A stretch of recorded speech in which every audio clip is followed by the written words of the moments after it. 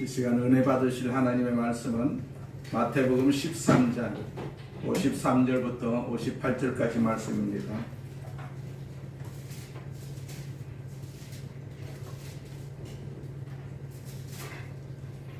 마태복음 13장 53절부터 58절까지 말씀 같이 봉독합니다. 예수께서 이 모든 비유를 마치신 후에 그곳을 떠나서 고향으로 돌아가서 그들의 회당에서 가르치시니 그들이 놀라 이르되 이 사람의 지혜와 이런 능력이 어디서 났느냐? 이는 그 목수의 아들이 아니냐? 그 어머니는 마리아, 그 형제들은 야고보, 요셉, 시몬, 유다라 하지 않느냐?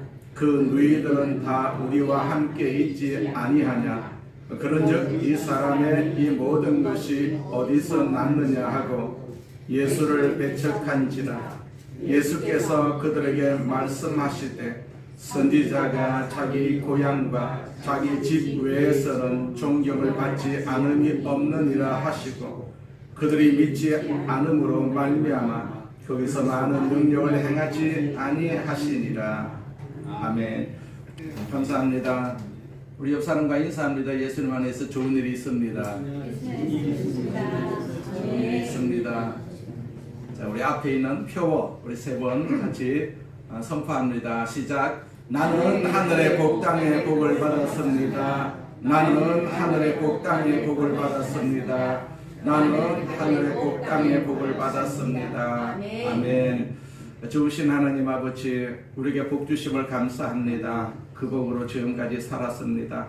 앞으로도 계속해서 그 복을 소원합니다. 그 복으로 살게 하여 주옵소서. 우리의 삶의 장에 저주가 떠나가게 하여 주옵시고 하나님 질병도 떠나가게 하여 주옵시고 우리를 늘 건강한 모습으로 주님 앞에 영광을 돌리는 귀한 도구로 쓰임받는 귀한 삶이 되게 하여 주옵소서. 이 시간에도 하나님 말씀 같이 나누기를 원합니다. 하나님께서 성령으로 오셔서 같이 하여 주옵시고 은혜가 있게 하여 주옵시고 축복이 있게 하여 주옵소서. 예수님의 이름으로 간절히 기도드립니다. 아멘.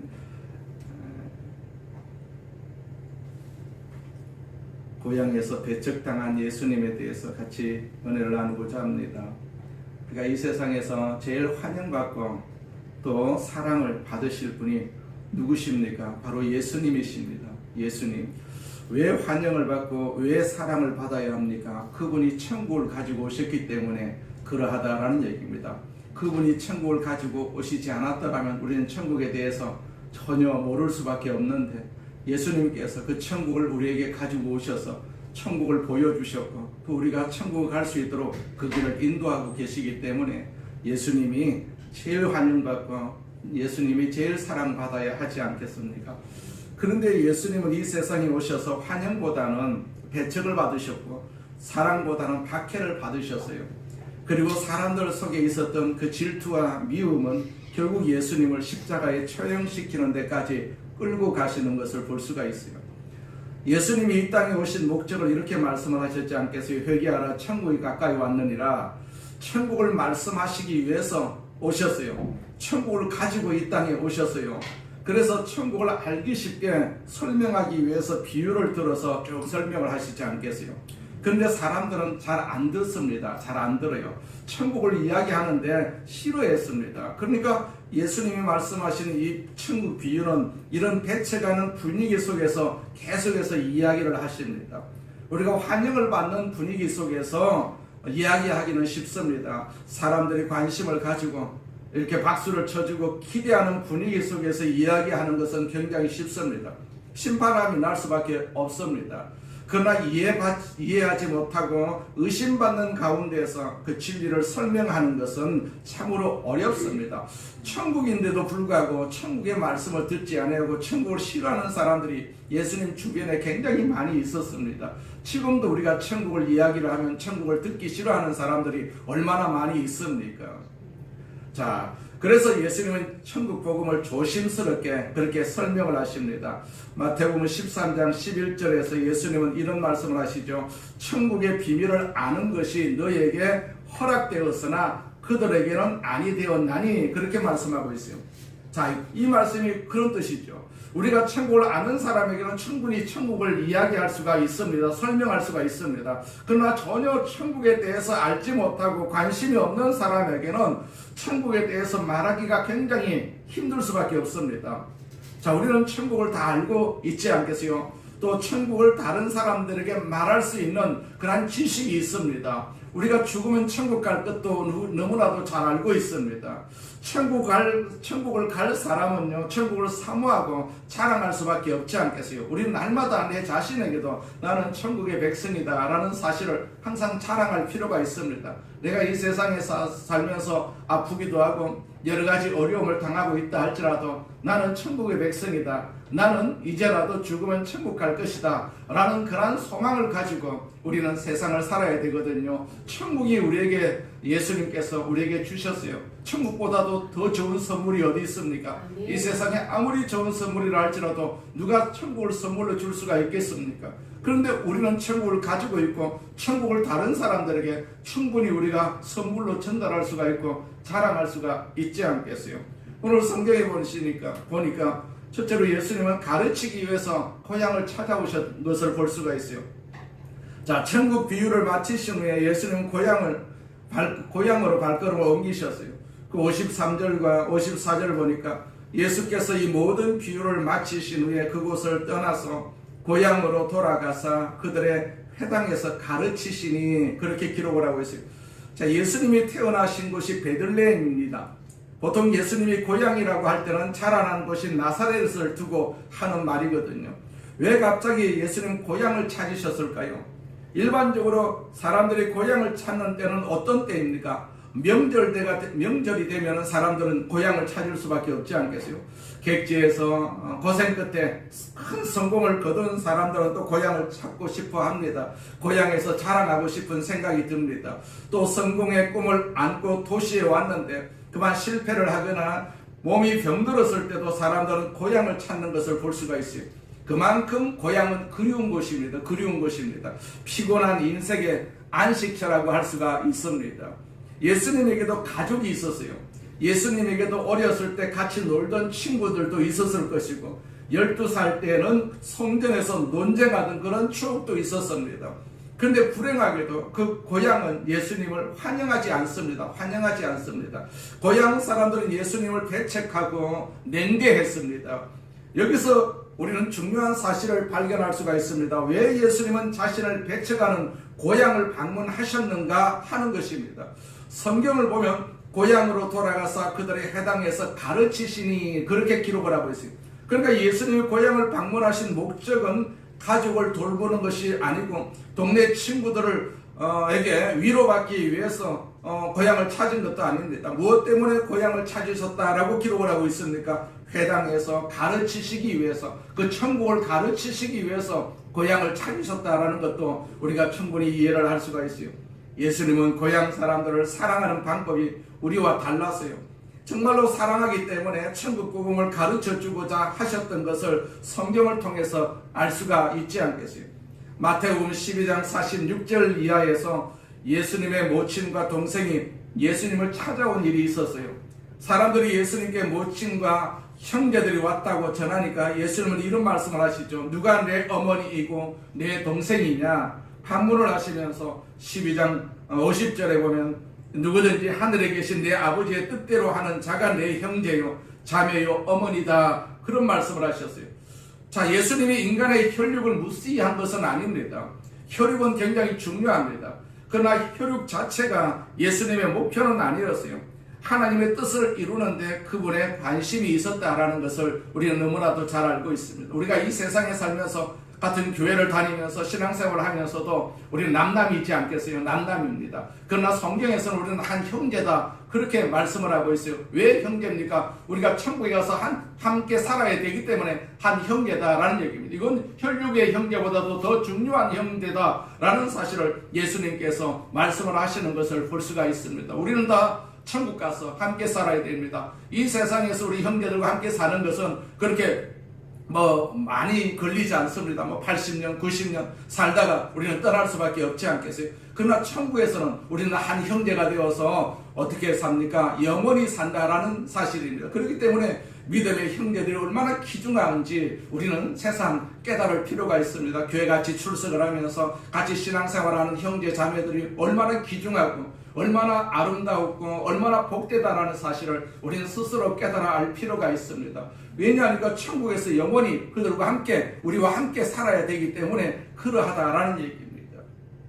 사실 그래요. 인간에게 꼭 필요한 것은 무슨 먹을 것, 입을 것, 마실 것이 아닙니다. 물론 육신도 굉장히 중요하죠. 우리가 세상에서 잘 살아야 됩니다. 건강하게 또 살아야 됩니다. 성공해야 됩니다. 그러나 그것이 필요하다고 해서 그것이 목적이 될 수는 없지요. 우리는 목적을 알아야 됩니다. 우리의 목적이 무엇입니까? 예수님께서 알려주신 천국이 우리의 목적이거든요. 그 목적을 위해서 지금 우리는 예배드리고 신앙생활을 하고 있는 것 아니겠습니까? 자, 예수님의 관심은 먹을 것, 입을 것, 마실 것에 있지 않았어요. 그것보다도 더 중요한 것은 사람의 영혼에 관심이 있었어요. 육신이 아무리 잘 되어도 영혼이 잘 되면 아무런 소용이 없지 않겠어요? 마태복음 4장 4절 말씀해 보니까 사람이 떡으로만 살 것이 아니요 하나님의 입으로 나오는 모든 말씀으로 살 것이니라 그렇게 말씀을 하셨어요. 사람은 이 땅을 사는 동안 먹을 것을 생각합니다. 입을 것을 생각을 합니다. 그렇게 안 먹어도 되고 그렇게 안 입어도 되는데 먹고 마시고 있는데 너무나도 관심을 많이 가지고 삽니다. 요한복음 6장 63절에 보면 살리는 것은 영이니 육은 무익하니라 내가 너희에게 이런 말은 영이요 생명이라 그렇게 말씀을 하셨어요. 자, 먹고 마시는 것만이 중요하다면 우리가 짐승과 다를 바가 뭐가 있겠습니까? 잘 입고 잘 먹고 잘 사는 것만이 우리 인생의 전부라고 생각을 한다면 우리 인생의 가치가 어디에 있겠어요? 무슨 가치가 있겠습니까? 가난하고 억울하고 고통스럽고 힘들고 오해를 받는다 할지라도 인간답게 살고 하나님의 자녀답게 살고 영적으로 살 때 우리의 삶의 진정한 보람과 가치가 있는 것 아니겠습니까? 예수님이 고향에 가셔서 하신 일은 해당해서 가르치시는 일입니다. 무엇을 가르치십니까? 천국을 가르치고 계시는 것이죠. 그것이 예수님과 고향의 관계다라는 얘기입니다. 우리는 예수님과 상관하면서 살아야 됩니다. 날마다 관계하면서 살아야 됩니다. 하나님을 위해서 무엇을 할까? 그분을 위해서 어떻게 살까? 이런 생각을 하면서 우리가 세상을 살아야 되거든요. 왜냐하니까 천국을 가야 되기 때문에 그분이 계시는 곳에 우리가 가야 되기 때문에 여기서부터 우리가 관심을 가져야만이 그 길이 열릴 수가 있다는 얘기입니다. 그것이 바로 천국을 위한 삶이다라는 사실을 우리는 항상 기억을 해야 될 줄로 믿습니다. 하루하루 살면서 우리는 천국을 위해서 살고 천국을 가기 위해서 살고 있다라는 그런 개념, 그런 의미, 그런 신앙을 늘 가지시기를 주의 이름으로 축원을 드립니다. 둘째로 예수님의 지혜와 능력을 희생하는 사람들이 그 고향에 있었어요. 환영해야 할 그 나사렛 사람들이 예수님을 배척한 문제에 대해서 한번 생각을 해보겠습니다. 자, 배척을 당하고 반대를 받는 것은 굉장히 고통스러울 수밖에 없지 않겠어요? 특히 믿을 만한 사람, 가까운 사람에게 배척을 당하는 것은 더 고통스러울 수밖에 없습니다. 예수님이 다른 동네에서 배척을 받았다면 별로 상처 있지는 않았을 것입니다. 그런데 누구보다도 자기를 이해하고 사랑해야 할 고향 사람들에게서 또 가족들에게서 배척을 당하고 있습니다. 그러면 왜 예수님이 고향에서 배척을 당하셨을까요? 예수님이 나쁜 짓을 했습니까? 도덕적으로 무슨 문제가 있었습니까? 아니지 않겠어요? 그 이유는 여기 54절, 본문의 54절에 있어요. 고향으로 돌아가서 그들의 회당에서 가르치시니 그들이 놀라 이르되 이 사람의 지혜와 이런 능력이 어디서 났느냐? 우리가 이 사람을 잘 알고 있는데, 잘할 때부터 우리가 잘 알고 있는데, 이 사람이 어떤 능력을 알고 있는데, 지식을 알고 있는데, 배움을 알고 있는데, 이제 난데없이 나타나가지고 희한한 말을 하니까 이 지혜와 이런 능력이 어디서 났느냐 의심을 하기 시작을 하는 것입니다. 그걸 바르게 듣지 않는다는 얘기입니다. 예수님이 배척을 받으신 이유는 예수님의 지혜와 능력 때문이었어요.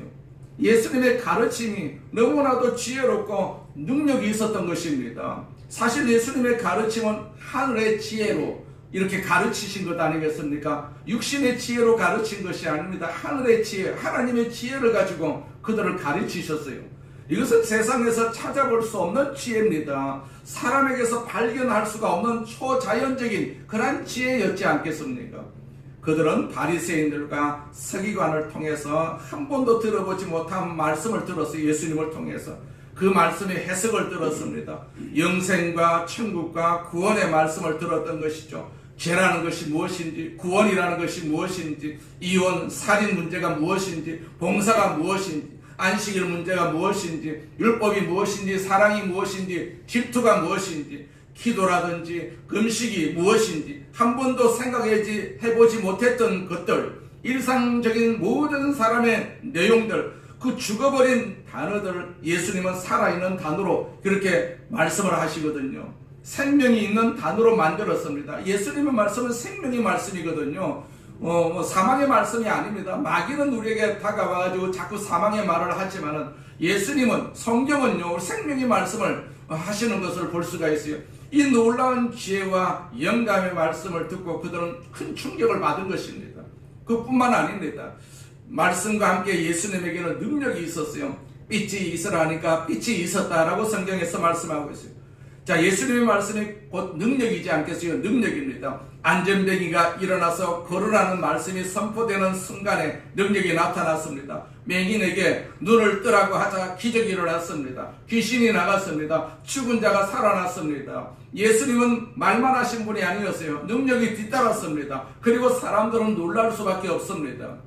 그 능력을 우리에게도 주셨지 않겠어요? 우리가 스스로 그 능력을 사용해야 되지요. 내 자신에게 그 능력을 자꾸 사용을 하고 그 능력을 자꾸 적용을 해야만이 그 능력이 나에게 임하는 것이죠. 그런데 문제가 있었어요. 이런 예수님의 말씀의 지혜와 능력을 본 사람들이 감탄하고 겸손하게 하나님께 영광을 돌린다면 얼마나 좋겠습니까? 그러나 그들은 그렇게 하지 않았어요. 그렇게 하지 않았습니다. 너무나도 지혜롭고 능력이 있었기 때문에 사람들은 예수님을 질투하기 시작합니다. 질투하기 시작합니다. 예수님에게 시비를 걸기 시작을 합니다.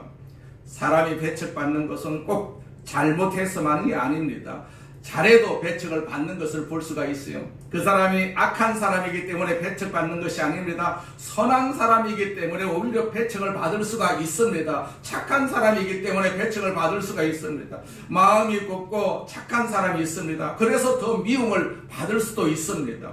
예수님의 경우는 못해서 미움을 받는 것이 아니라 너무나도 위대하신 하나님이시기 때문에 그 지혜와 능력이 너무나도 크시기 때문에 사람들의 마음이 질투로 변해버려가지고 예수님을 계속해서 배척을 합니다. 배척을 하니까 예수님께서 천국을 가지고 오셔가지고 그렇게 자상하게 설명을 했어도 전혀 그들은 듣지를 않는 것을 볼 수가 있습니다. 천국은요, 말씀을 들어야만이 우리가 천국을 소유할 수가 있고 천국을 갈 수가 있습니다. 이 세상에서도 이 말씀이 얼마나 많이 이렇게 세상에 전파되고 있습니까? 얼마나 많은 교회가 있습니까? 날마다 천국을 말씀하고 있는데도 불구하고 세상 사람들은 그 천국의 말씀을 듣기 싫어합니다. 굉장히 귀찮아합니다. 그러니까 결국은 그 천국을 소유할 수가 없는 것이죠. 우리가 어떤 말을 듣는다 할지라도 이 천국 말씀은 항상 우리가 귀담아 들을 필요가 있습니다. 우리가 다 천국 가야 되기 때문에 그러하거든요. 우리가 언제든지 사는 것이 아니지 않겠어요? 언제 죽을 날도 있고 우리가 또 죽게 되면 어디로 갈 것인지 거기에 대해서 항상 관심을 가질 수밖에 없지 않겠어요? 내가 죽으면 어디로 갈 것이다, 지옥을 갈 것이다, 천국을 갈 것이다. 우리 모든 인류가 다 그렇게 한번 생각을 해보면은 지옥 갈 사람이 누가 있겠습니까? 지옥 안 간다고 그러죠. 천국 가려고 노력을 할 수밖에 없어요. 자, 천국은 반드시 있다. 예수님께서 그 천국을 가지고 오셨기 때문에 우리 모두는 천국을 소망하면서 예수님을 우리가 잘 믿고 신앙생활을 잘 해야 될 줄로 믿습니다. 자, 세 번째, 나사렛 사람들의 그 무지입니다. 무식이라고 볼 수가 있어요. 자, 이들이 이처럼 예수님을 비판한 동기는 두 가지로 요약할 수가 있어요. 첫째는 질투지요. 어떤 사람이 나보다도 공부를 잘한다, 나보다도 출세를 잘했다, 돈을 많이 벌었다, 우리는 축복하기보다는 그것을 인정하기 싫어합니다. 심지어는 비판하고 정죄하는 경향이 있습니다. 그 사람이 성공한 것이 싫은 것입니다. 돈 많은 것이 싫은 것입니다. 이것이 우리 인간의 마음입니다. 배가 아플지요. 배가 아픕니다. 엄밀하게 따지면 이것도 질투라고 볼 수가 있습니다. 그 사람에게 분명히 장점이 있는데도 불구하고 꼭 단점만을 말하는 사람이 있어요. 사람은 누구나 몇 가지 실수가 할 수가 있는데 그 실수만 계속해서 꼬집어서 나무라는 사람들이 있습니다. 그것이 틀린 것도 물론 아니지요. 그러나 그는 이미 부정적입니다. 공격적입니다. 비판적인 사람으로 변해버렸기 때문에 항상 사람들에게 좋은 것을 보지 아니하고 항상 나쁜 것을 보고 그 나쁜 것을 말하는 사람이 되는 것이죠. 우리 자신은 어떻습니까? 우리는 좋은 것을 보기보다는 좀 부정적인 것을 보기를 좋아하지 않습니까? 나사렛 동네 사람들이 바로 그런 사람들이었어요. 예수님의 지혜와 능력을 보고 하나님께 찬양을 올리기보다는 질투하고 헐뜯었습니다. 또 한 가지, 이들이 예수님을 배척한 이유는 어설픈 지식 때문이었어요. 그들은 누구보다도 예수님을 잘 안다고 착각을 했어요. 물론 예수님과 어렸을 때 같이 놀았기 때문에 잘 안다고 할 수가 있겠지만 진정으로 알지는 못했습니다. 참으로는 알지를 못했습니다. 어설픈 지식이었어요. 그들이 이 어설픈 지식이 가지고 있었어요. 예수님에 대해서. 선지자는 고향에서 대접을 받지 못한다는 이스라엘의 속담이 있어요. 오늘 본문 55절부터 57절까지 그 말씀이 있지 않겠어요? 이는 그 목수의 아들이 아니냐? 그 어머니는 마리아, 그 형제들은 야고보, 요셉, 시몬, 유다라 하지 않느냐? 그 누이들은 다 우리와 함께 있지 아니하느냐? 그런데 이 사람이 이 모든 것이 어디서 났느냐고 예수를 배척한지라 그렇게 기록을 하고 있어요. 그들은 누구보다도 예수님의 가족을 잘 안다고 이렇게 말하고 있습니다. 그러나 정작 그들은 예수님에 대해서 무지한 사람들이었어요. 예수님에 대해서 전혀 알지를 못한 사람들이었어요. 잘 안다고 하는 교만이 그들로 하여금 가장 무지하고 비참한 사람이 되게 한 것이죠. 이렇게 선입관과 오해와 편견, 이것이 인간 자화상이라고 볼 수가 있어요. 우리는 얼마나 많은 편견과 오해와 선입관을 가지고 있습니까? 우리는 특별히 자기 전공에 대해서는 충분히 겸손할 필요가 있습니다. 최신의 학문을 공부하고 돌아와가지고 나보다 더 잘하는 사람이 없다고 큰 소리 치면 안 되거든요. 몇 년이 지나게 되면 그의 지식이 구식이 될 수밖에 없습니다. 끊임없이 지식은 갱신되고 있지 않겠습니까? 자기가 항상 첨단일 수는 없습니다. 그리고 그 분야에서 전문가이기 때문에 제일 큰 실수를 할 수도 있습니다. 이것이 인간이죠. 이것이 인간입니다. 신학교를 다녔다고 그걸 간판으로 내놓는 사람들이 있어요. 그거 가지고 예수님을 다 아는 것처럼 생각을 합니다. 성경을 조금 기동량했다고 성경을 다 아는 것처럼 착각을 하는 사람들이 있습니다. 우리 예수 믿는 사람들의 집에서 태어났다고 예수님을 바르게 잘 이해할 수가 있는 그런 가정이 별로 없지 않겠어요? 그것은 오해입니다. 기독교 기관에서 일한다고 유명한 신학자, 목사들을 개인적으로 잘 안다고 우리는 자랑을 할 수가 있지만 이것은 우리가 성경을 아는 것과는 전혀 상관이 없지 않겠어요? 매일 찬송을 듣고 사는 교회 직원들은요, 찬송가의 길을 막을 수도 있습니다.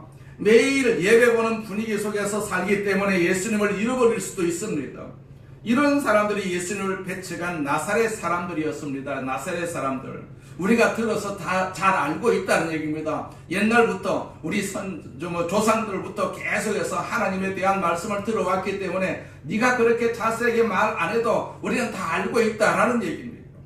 그래서 예수님을 배척한지라, 자, 넘어졌다, 기분이 상했다라는 뜻입니다. 이 배척한다는 말은 결국 질투와 잘 안다는 착각 때문에 그들은 생명이신 예수 그리스도를 놓치고 말았어요.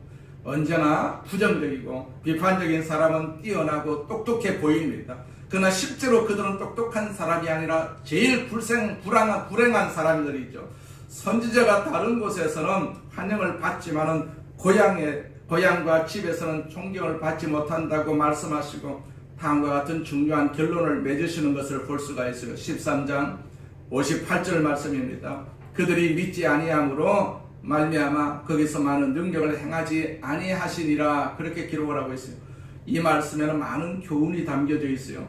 믿지 아니하면 능력이 없다라는 말씀이거든. 믿지 아니하면 아무리 교회와 가까운 사람이라 할지라도 예수 그리스도를 신뢰하고 믿지 아니하면 능력은 나타나지 않습니다. 예수님의 능력이 나타나지 않고 천국의 능력도 나타나지 않습니다. 예수님이 능력이 없는 것이 아니죠. 예수님의 능력이 있어도 그 능력을 믿지 아니하면 기적은 절대로 나타나지 않는 것이죠. 예수님을 환영하지 아니하면 능력도 없습니다.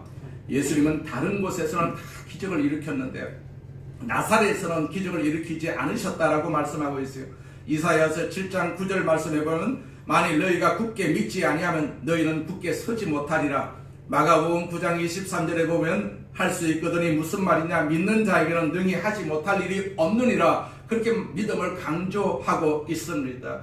우리는 예수님의 이름을 부르고 그 이름으로 기도하고 우리가 항상 신앙으로 나아가야 될 줄로 믿습니다. 왜 그렇습니까? 그분의 이름에 능력이 있기 때문입니다. 능력이 있습니다. 우리가 그 이름을 부르면 능력이 나에게도 있습니다. 우리에게는 다 능력이 있습니다. 누구 특별한 사람에게만 능력이 있는 것이 아니라 우리 모두에게 그런 능력이 있습니다. 예수님이 가졌던 그 능력, 예수님에게 행하셨던 그 능력이 우리 가운데 있습니다. 믿고 우리가 그 능력을 행하면 그 능력대로 되는 것입니다.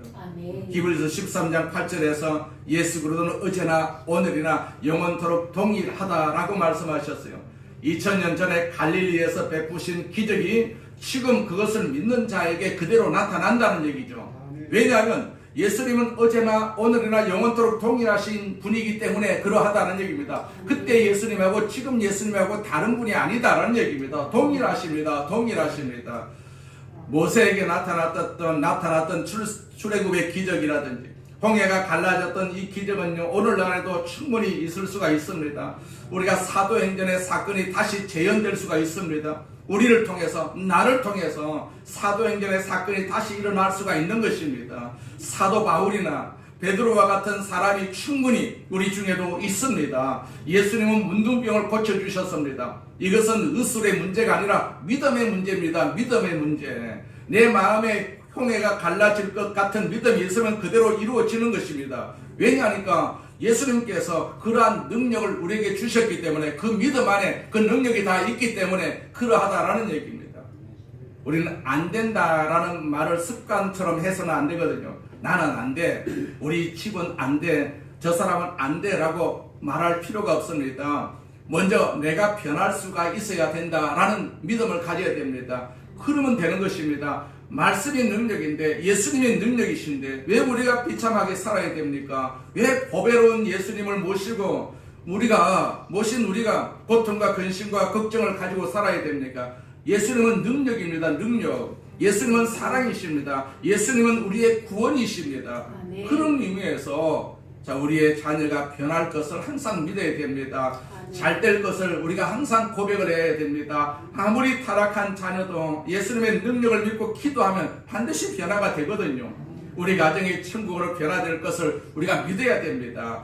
예수님은 나를 변화시킬 수가 있다. 예수님은 우리 가정을 변화시킬 수가 있다. 우리 사회를 변화시킬 수가 있다. 이 나라를 변화시킬 수가 있다. 우리가 믿어야 되는 것이죠. 그분은 어제나 오늘이나 영원토록 동일하신 분이시다. 그 능력을 우리가 믿으면, 우리 예수 믿는 사람들이 그 능력을 믿으면 우리 사회가 밝아지고 이 나라가 복된 나라로 변화될 줄로 믿습니다. 그 믿음으로 이 나라가 이렇게 세워졌지 않겠습니까? 그렇기 때문에 계속해서 그런 믿음을 가지고 우리는 이 나라를 위해서, 우리 사회를 위해서, 우리 가정을 위해서, 우리 식구들을 위해서 끊임없이 기도해야 될 줄로 믿습니다. 감동적인 글이 있어서 여기 소개를 합니다. 2007년에 인터넷에 올라온 그런 글입니다. 작년에도 이 글이 많이 유행이 되었다라는 것을 알고 있는데 어쨌든 한번 들어보시기 바랍니다. 이 글은 서울 초등학교 글짓기 대회에서 1등을 한 영묵이라는 아이의 글입니다. 이렇게 시작을 합니다. 사랑하는 예수님 안녕하세요. 저는 구로동에 사는 영묵이에요. 구로 초등학교 3학년이고요.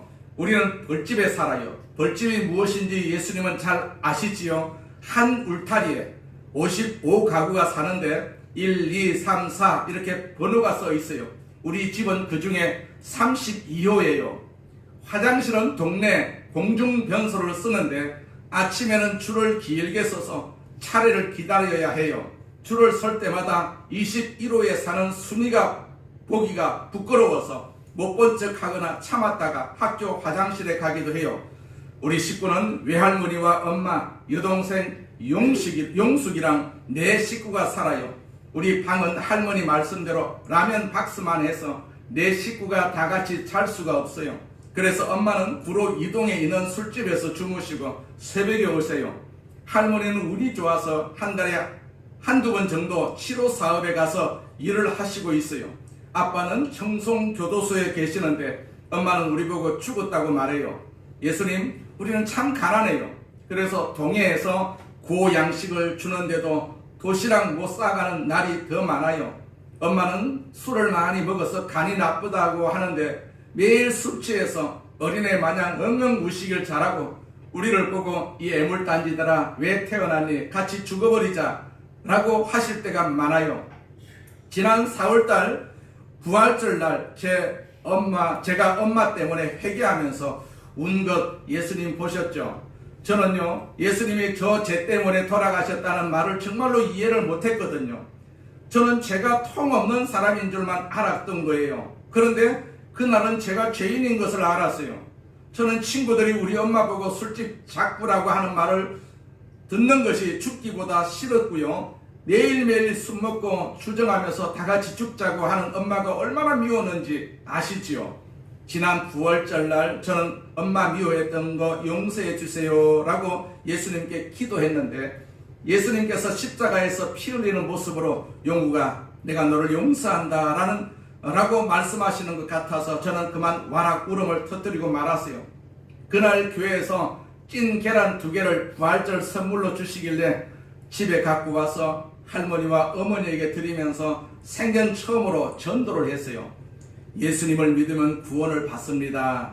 자, 몸이 아파서 누워 계시던 엄마는 화를 내시면서 구원만 받아서 사냐 하시면서 집 주인이 전세금 50만원에 월세 3만원을 더 올려달라고 하는데 예수님이 구원만 말고 50만원만 주시면 네가 예수를 믿지 말라고 해도 내가 믿겠다 하시지 않겠어요? 저는 엄마가 예수를 믿겠다는 말에 신이 나서 기도한 거 아시지요? 학교 갔다 집에 올 때도 몰래 교회 가서 기도를 했잖아요. 근데 마침 어린이날 기념 글짓기 대회가 덕수궁에서 있다면서 우리 담임 선생님께서 저를 뽑아서 보내주셨어요. 저는 청송에 계신 아버지와 서초동에서 꽃가게를 하면서 행복하게 살던 때 이야기를 그리워하면서 불행한 지금의 상황을 썼거든요. 청송에 계신 아버지도 어린이날에는 그때를 분명히 그리워하시고 계실 테니 엄마도 술 취하지 말고 희망을 갖고 살아주면 좋겠다고 썼어요. 예수님, 그날 제가 1등상을 타고 얼마나 기뻐했는지 아시지요?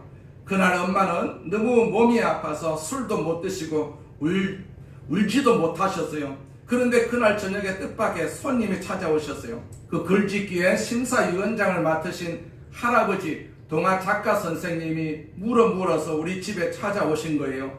대접할 게 하나도 없다고 할머니는 급히 동네 구멍가게에 가셔서 사이다 한 병을 사오셨어요. 할아버지는 엄마에게 똑똑한 아들을 두었으니 힘내라고 위로해 주셨어요. 엄마는 눈물만 줄줄 흘리면서 엄마가 일하는 술집에 내려가 계시게 되면 약주라도 한 잔 대접을 하겠다고 하니까 그 할아버지는 자신이 지으신 동화책 5권을 넣고 돌아가셨어요. 저는 밤늦게까지 할아버지께서 지으신 동화책을 읽다가 깜짝 놀랐어요.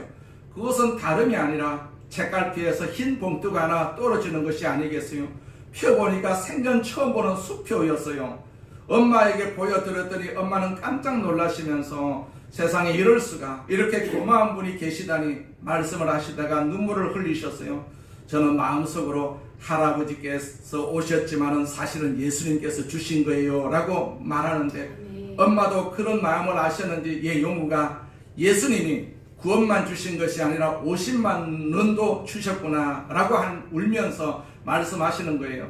할머니도 우시고 저도 감사의 눈물이 나왔어요. 동생 용숙이는 괜히 따라 울면서 오빠 그럼 우리 안 쫓겨나고 여기서 계속 사는 거야 라고 말했어요. 너무나도 신기한 일이 주일날 또 벌어졌어요. 엄마가 주일날 교회 가겠다고 화장을 10개 하시는 것이었어요.